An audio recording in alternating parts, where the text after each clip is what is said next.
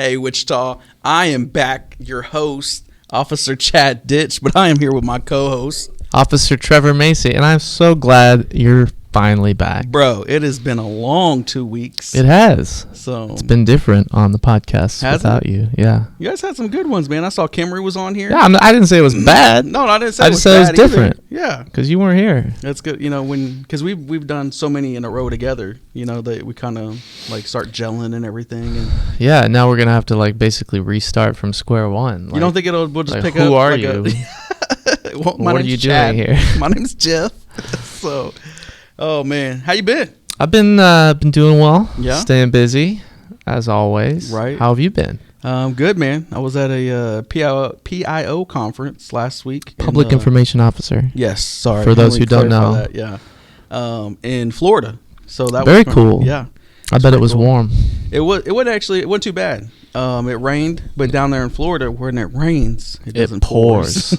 So right? It's like better than Kansas because it rains a little bit and then it's sunny and beautiful and stuff. So very cool. But there was a lot of people at the conference, man. So did you learn a lot? I did. I got to listen to PIOs from all over the U.S. I got to listen to a PIO that handled the active shooter in Boulder, Colorado. Oh, yeah. And then the PIO that was handled the Gabby Pateo case. Oh, yeah. So okay. Big cases. Big cases. So, yeah, it was interesting, man. There's some cases that were just super sad and everything like that, but great presenters and it was a great time. So that's good. Yeah. I'm glad that you got to go gain that experience and bring it back and use it in your role here. We'll see, man. So, but yeah, came back last week, and then that was kind of my work week while I was gone. So, got back here Tuesday after the holiday, and it's just been running and gunning ever since, man. Catching up, man. Yeah. It's always busy in the public information office,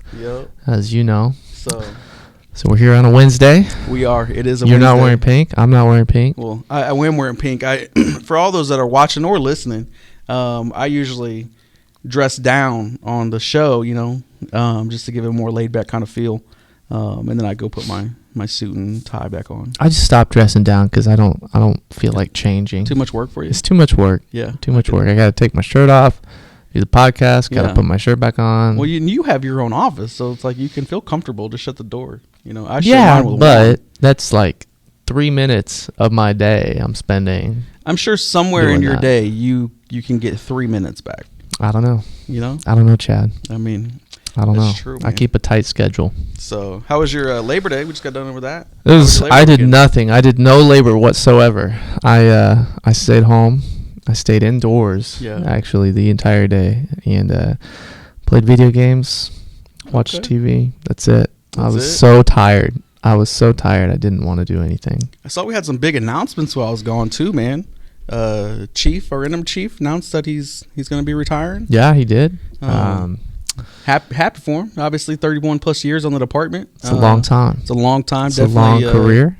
Earned his right to be able to retire. So, looking forward to him being able to enjoy that time with his family. We wish him luck. Wish him well. Chief, if you're watching, we'll miss you. Right. We're excited for you.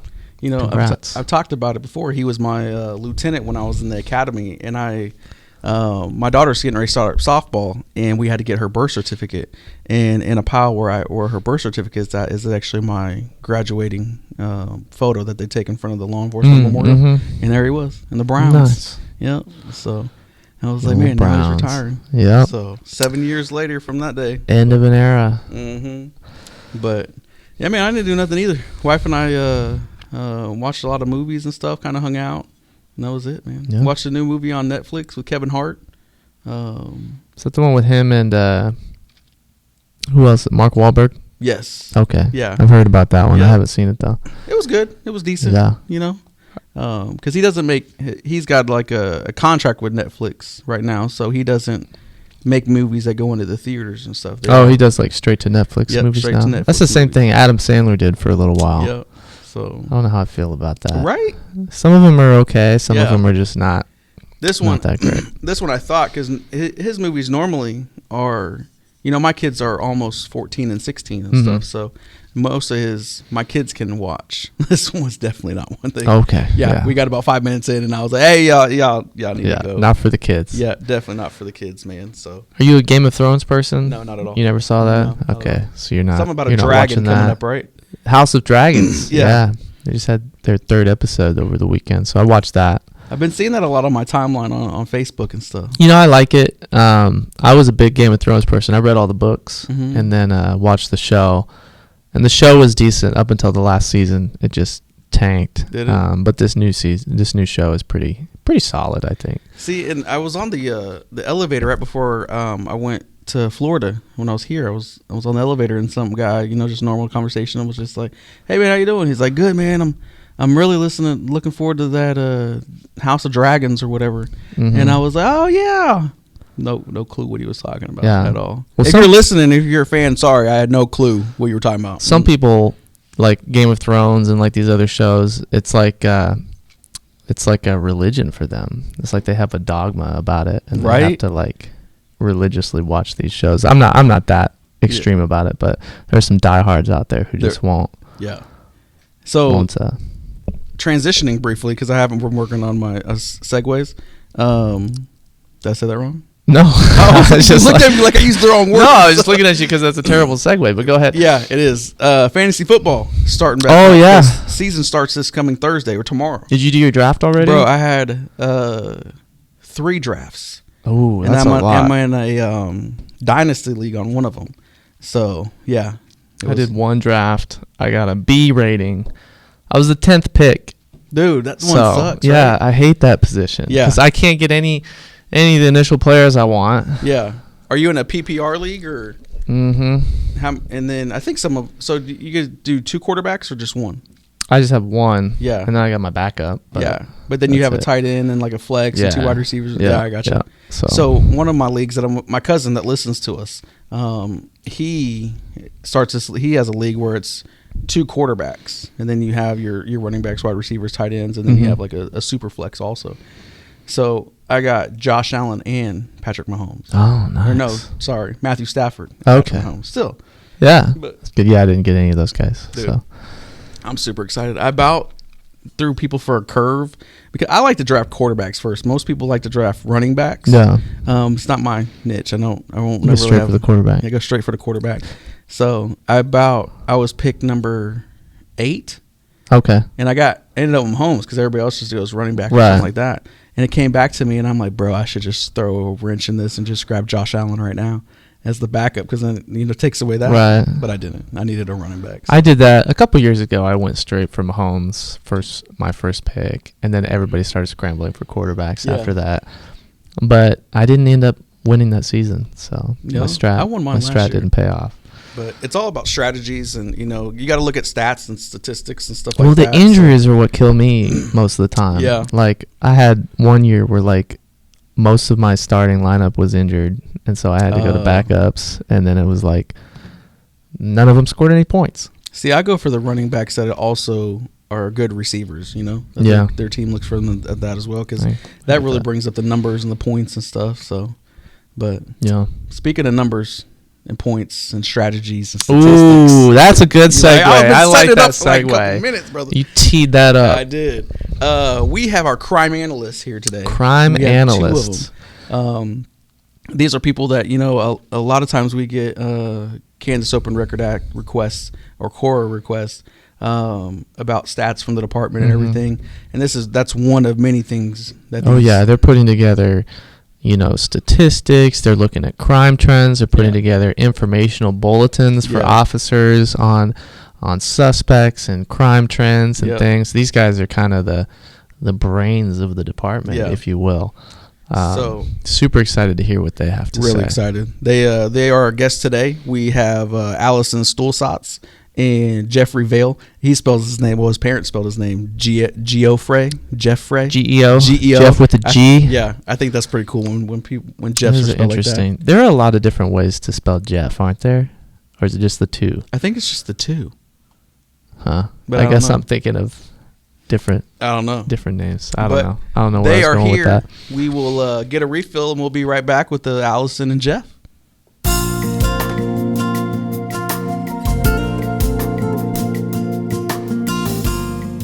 And we're back with Geoffrey, Vail, and Allison Stuhlsatz. Man, I was like pronounce her last name correctly. Yeah. So we appreciate y'all being with us today. Of course, hey, thanks. Yeah. So we ask the same question on every podcast. You're not going to hurt our feelings, but have you seen an episode? Seen several, yeah. We actually do check it out every once in a while. Yes. That's See, awesome. I like seeing the true fans and stuff.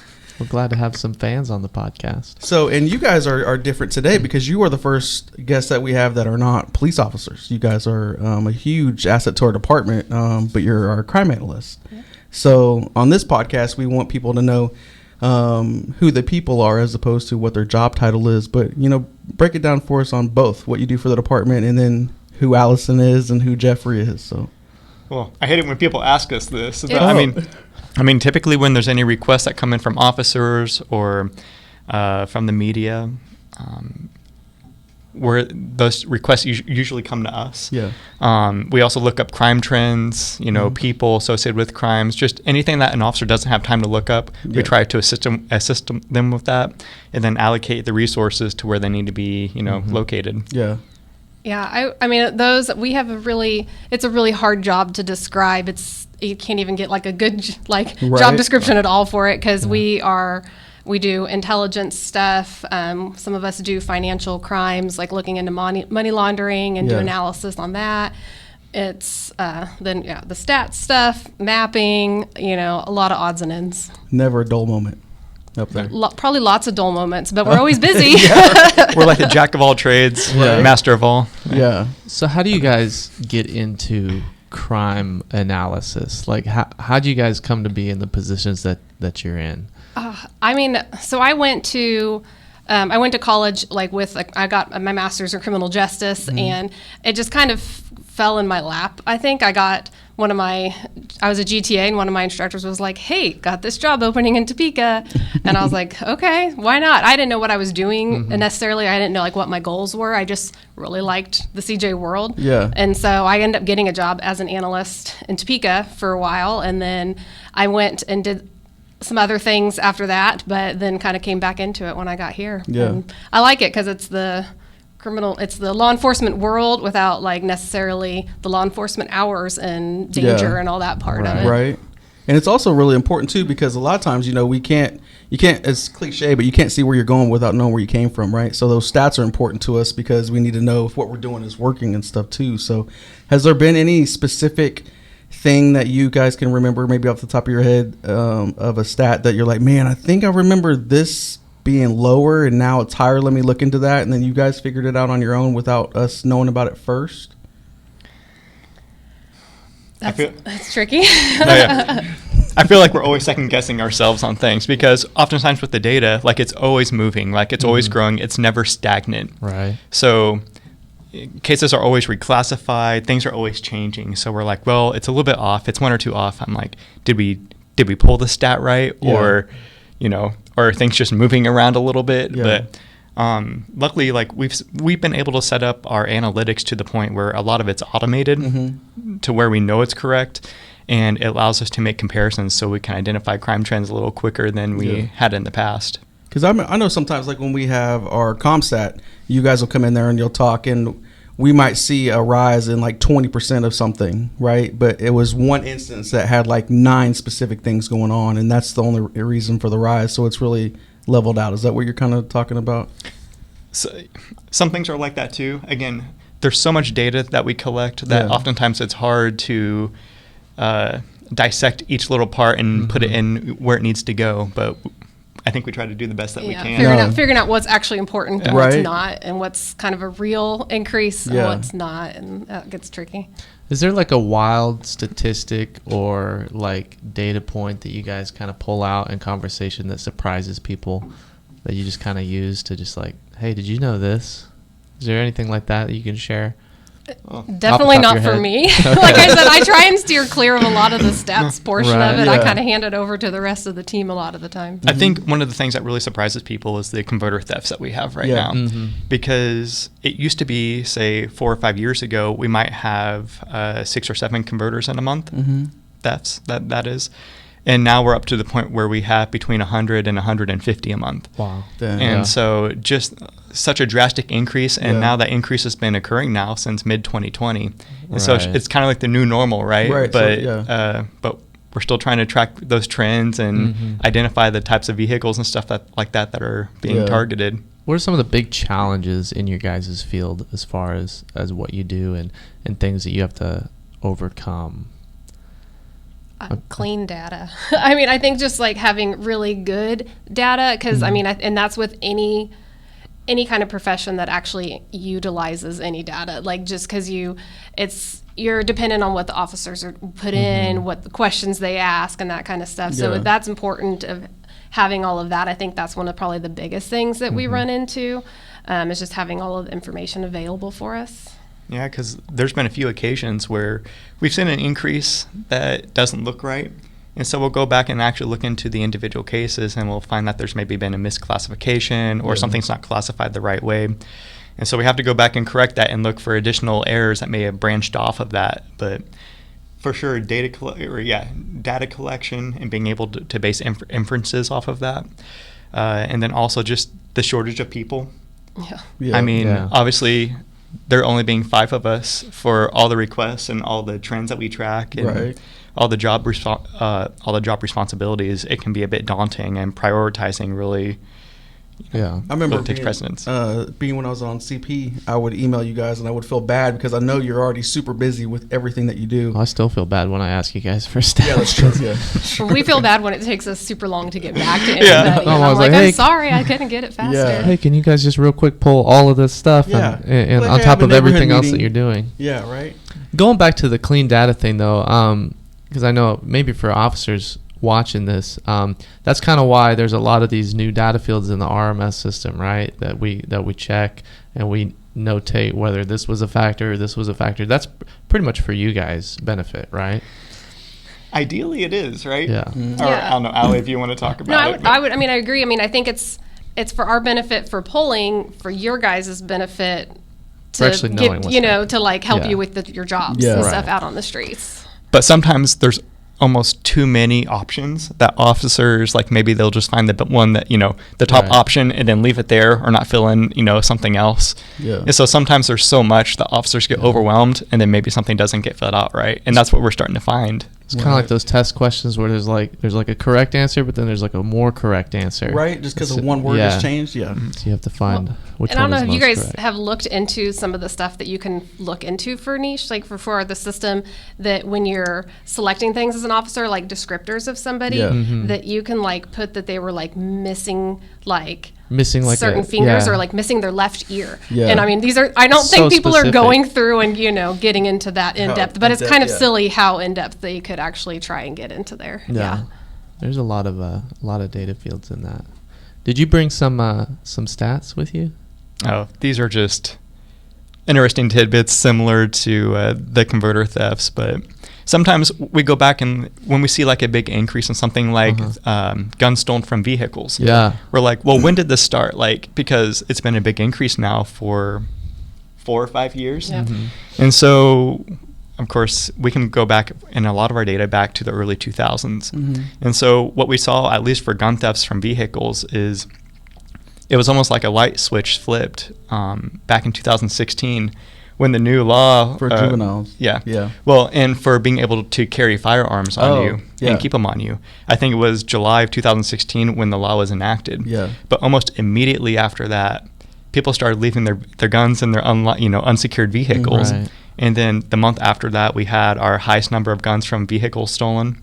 And ever since then, it's been increasing. But I think it plateaued around 2017, and then it's kind of just stayed the same for the last few years. But it's still at an elevated level compared to anything prior to 2016.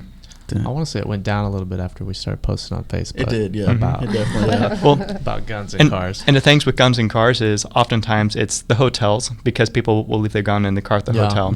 But then also it's in the outlying neighborhoods, which is like a trend that you don't see very often. But oftentimes in these more affluent neighborhoods, people feel safe. They leave their guns in their cars and they leave them unlocked. And that's where you have a lot of the thefts. Yeah, people don't realize that, like, criminals travel, and they travel to nicer neighborhoods in order to commit crimes and stuff. So they'll go wherever they can. They can find what they're looking for. Yep. trying to think. My bad. You are off, bro. It's my first day back. Yeah. Do we have a one has to go today? I do have a one has to go. So you've seen the show. So we have a one has to go. Although this time I decided to switch it up. So your guys' job is extremely important to our department. And like I said before, you know, you have to know where you came from to know where you're going, right? So this one isn't a one has to go. It's what has to come back. So it's an old school. We got the rotary phone or any kind of old school phone, you know, like the cordless or the corded one, the overhead projector, the Walkman, or the VHS. Which one has to come back, and you get that for the rest of your life? I think it can come back too at whatever speed of technology that we have now. You know what I mean? I think we're fine, Chad. What? I don't think we need.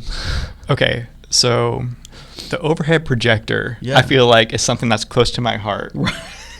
I was gonna say that about the Walkman. I'm thinking but like, isn't that your phone now? Yeah, so you got Spotify. You don't need a Walkman, and plus it skipped all the time if you try to jog or anything. Like, well, yeah, at least the CD one. Yes, you had to hold it like this while you're walking around. Like there was no clipping it on the belt. That's the cassette one though. That's the Walkman for the cassette. Well, are you going to bring back cassettes then as well? Well, yeah, you have to in order to play the audio fidelity of a cassette is far inferior. So which one are you going to bring back?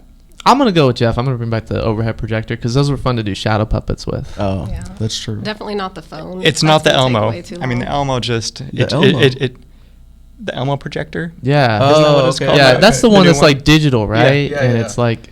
it's just not the same. But the rotary phone is something I don't even think I know how to operate now. I had one growing up. I did too. We had one. Yeah. And it just takes way too long. Yeah. I loved it. Time for that. My son is in kindergarten. He's like, Dad, like my teacher has this phone that has a cord on it. I'm just like, oh my gosh, like they don't know any better, right? Or you know, we only have our cell phones now. Yeah. So remember the corded phones with the really long curly thing that would get tangled on everything, but you could walk anywhere in the house. With it. And I knew how far my mom could get with that phone too. So if we started causing trouble, I knew if I made it to the hallway, if she was talking to someone, she couldn't make it that far with the phone in her hand. But did you ever get in trouble like when your mom was on there and she was like in the kitchen, so the cord was stretched, and then you and your siblings went running through and then ripped the phone off the wall? That ever happened to anybody? Never did that. Just me. Oh man, it was my grandma. Man, it was I do remember getting in fights about who could be on the phone because somebody had to use the internet. And it was dial up, and you couldn't be on the phone and the internet. My sister's like, "Oh, I gotta call my friend." I'm like, "No, I'm downloading a photo. It'll be done in 3 hours, so just chill." That's true. Yeah, or you're talking to a neighbor or somebody on the phone, and you hear that click, and then some breathing, and somebody else in a different apartment has gotten on your phone. You know, somebody else in the house has gotten on your phone, and you know that they're there, and so you're yelling at them. See, I'm bringing back the VHS. Why?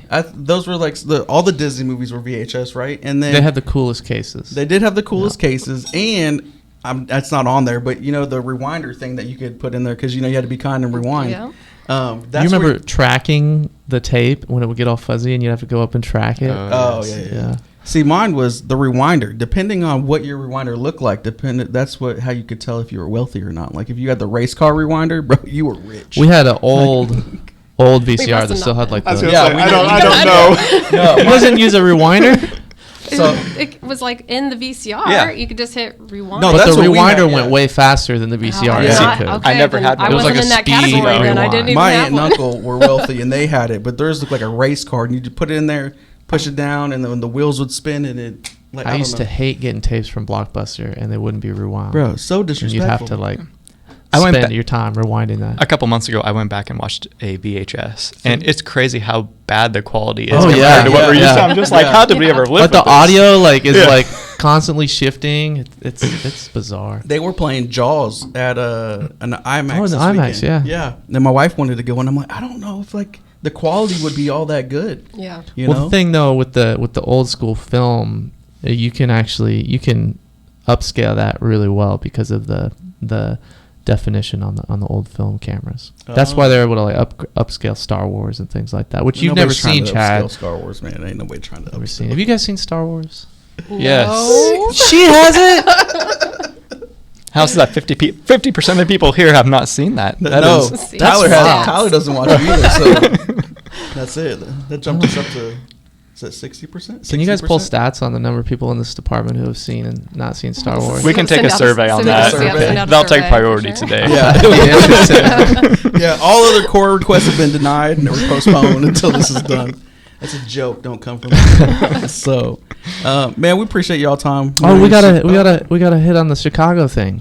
What Chicago thing? You guys were in Chicago. Oh, yeah, right. You guys got rewarded. Yeah. Yes. Rewarded. Tell us about what you guys were doing in Chicago and kind of what happened up there. We posted about it on Facebook. Jealous that you were in Chicago. Super jealous, but you guys did some cool stuff up there, right? Yeah, so we were actually up there. So we went up there for the IACA conference. It's a conference for crime analysts. And 3 of the analysts presented here. We had 4 presentations, which I believe was the most of any law enforcement agency up there. I think so. Wow. So it's amazing how far we've come in just the 5 short years, or the 4 years that we've had the crime analysis unit. But so we got rave reviews on a lot of the way that we analyze data.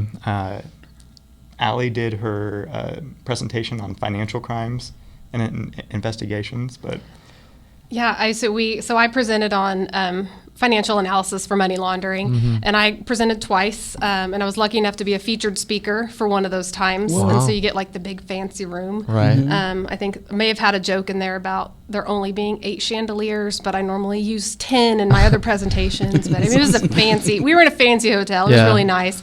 And then got an award, got second place for a bulletin that we submitted. So it's an actual like crime bulletin that we've sent out to the police department on. This one happened to be some burglaries that were happening. And so something that we've done in the last year, and we submitted it in this competition and got second place for that. And that was kind of cool to at least get some recognition.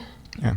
Yeah, that's super cool. Yeah. It was excellent to hear the reception from everyone after we gave the presentations, because even people who had not attended our sessions, they came back to us and they're like, hey, like I heard about, people talking about what you were, what you were presenting. Like, what was it? Can you show me? So, I think people don't realize it, but Wichita is really a leading edge for a lot of the types of analytics that we do and a lot of the types of policing that we do.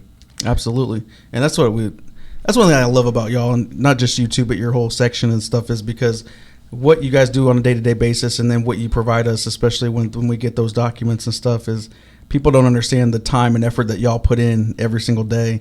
And to get this really helps us do our job, really helps us pinpoint down.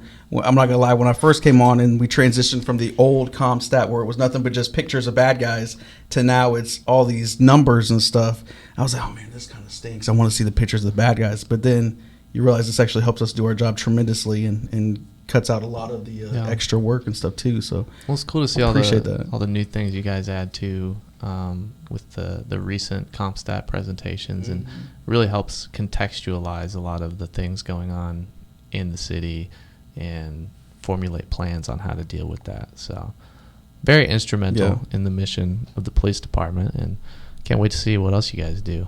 I was going to say, we have a lot of things in the works. Yeah, there's a lot of stuff. I know there's a lot of stuff coming in the pipe, and I'm excited to see all that. So. What was one of your favorite things you did in Chicago besides get an award? Did you see the bean? Saw the bean, ate some like real deep dish Chicago pizza that was delicious, and we went up into the Willis Tower. Yeah. That was a little freaky, but it was cool. That's probably the pinnacle of it, because of course they have this one area where you basically walk onto this plastic cube that's clear, right? Have you been up there? Yeah. I would not do that. I had a hard time doing that. He may or may not have like grabbed my shoulder and a little nervously walked out with me. But I can't. Yeah. They have another one. It's not in the Willis Tower, but it's another Hancock Observatory, right? Yes, where you can lean out. Of them. Yeah. Oh man, that one I feel like that one would almost be worse. Yeah, my daughter and I went up there and her knees buckled when it went forward and stuff. So it was hilarious. I can't. I love Chicago. Yeah. It was a fun city. And we caught a game too. Oh really? Yeah. A White Sox or a Cubs game? Cubs. Okay, there you go. Yeah, didn't think we could go and not see Wrigley Field, so we went. Yeah. I need to get up to Chicago. We do. We need to make a trip. There's got to be a PIO conference up there or something. Maybe. Yeah. We like to find the good conferences. We went to one last year in Monterey Bay, California. What? Wow. So that's awesome. Got to see some things there too. It was cool. Yep. And we got to present out there. Mm-hmm. So all these conferences are accepting our presentations. Showing up and presentations. showing out. I like that. Yeah. That's awesome. That's awesome. Well, very cool. Are you done? I'm done. Sorry. We appreciate. We know you're super busy. I know just taking 20 minutes out of your day to come visit us. I'm sure you guys got, backed up on work already. So thank you again. But we're gonna get a refill, and then we'll be right back.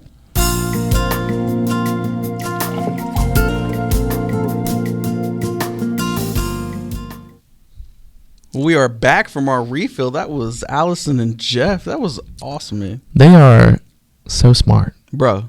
I would just have a headache or a migraine. Just sometimes when we're at the CompStat meetings and Jeff is going over the stats, I'm like sitting there and I'm like, what? Yeah, right. Yeah.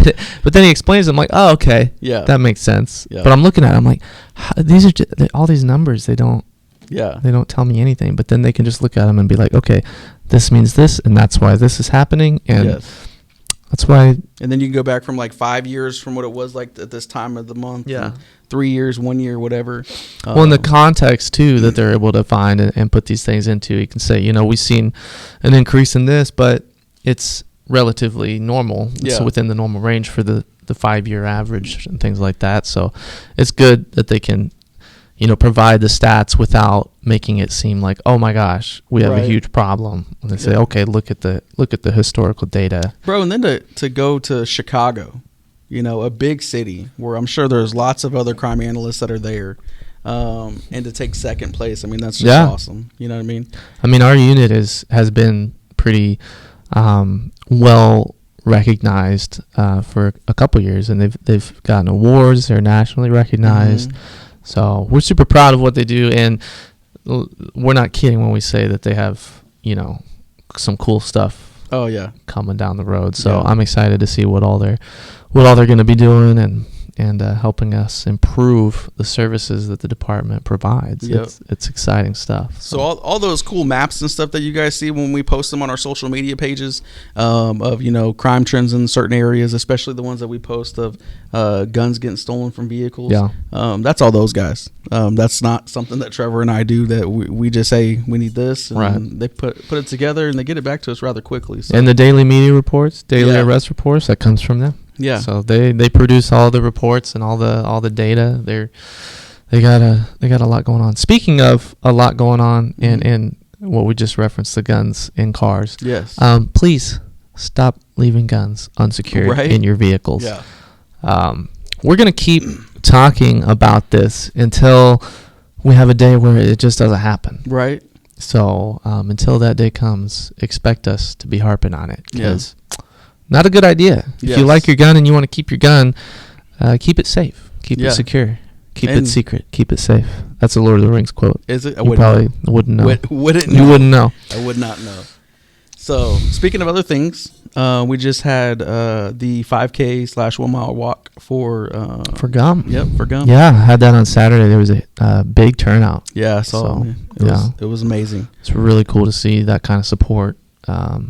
I saw several posts, man, that were just like the response for the city, man, was just awesome. Mm-hmm. Gerald said it the best was before all this started. We asked the community to call 911 for when they need help, and we respond when we needed help. And the community just showed up and showed out. Yep. It's been awesome, man. You still can go to the Honored Versus Foundation's Facebook page if you want to find out ways that you can help the Gum family. Anything is helpful. So. Yep. We got information on our Facebook page. And make sure you're following our Facebook, Twitter, YouTube, Instagram, TikTok, if you want to stay up to date on information happening here at the police department.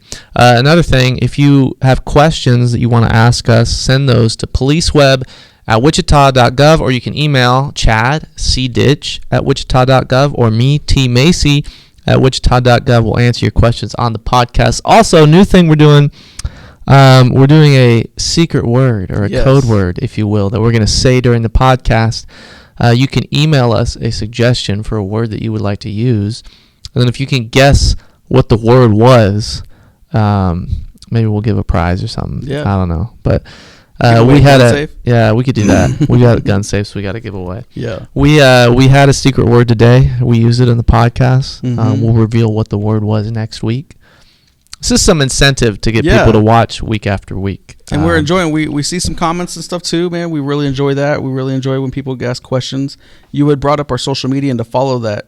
I think a lot of we have all social media, right? We have TikTok, YouTube, we have Twitter, Instagram, Facebook. Mm-hmm. One of the things that I saw from the PIO conference is that, and I saw it at another conference that I went to or other training, is other departments have done a tweet along or tweet on the beat. I thought that was kind of catchy. Yeah. Where we go out there with an officer and we just tweet and you can follow along with us all day long.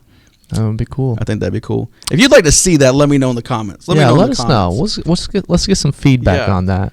So, but yeah, man, it's been a fun 2 weeks off. I really missed being on the podcast. I'm really looking forward to being back at work and getting back into it, man. So, Chad, I'm glad you're back. Hey, I'm glad to be back, brother. I'm glad. But we gotta do One Has to Go next week because the one has to come back. It was cool, but there's a reason those things aren't around anymore, Chad. Well, yeah, that's true. But could you imagine, just bring a Walkman in one day? You know what I mean? Have your cassette. What was your go-to cassette? So the first cassette I ever got was Queen's Greatest Hits. Ah, it was fantastic. My aunt used to have this. It was Bart Simpson, and he did some rap. I can't remember what it was, but it was a rap Bart Simpson did. Was it the Bartman rap or something? Maybe, I don't know. I can't tell you this. I feel like I know. But every time I was in her car, I had to hear it. So it's good stuff. Yep. But yeah, send us your suggestions. Send us your word that you would like us to use in the podcast to any of those emails that we've already told you about several different times. So. Make sure to follow our social media. Yes. We'll be back with another exciting episode of Coffee Break next week. Peace.